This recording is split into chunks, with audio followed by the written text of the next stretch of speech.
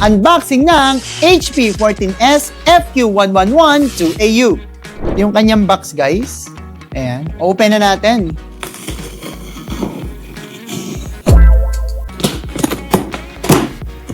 Hey! Open na natin yung mismong laptop.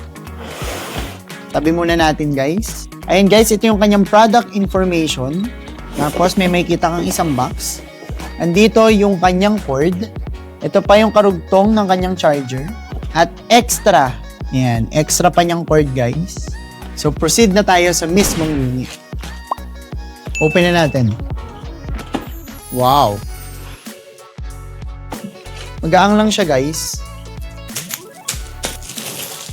Yan. Ito na siya, guys. At yan ang unboxing ng ating HP 14S FQ111 2AU.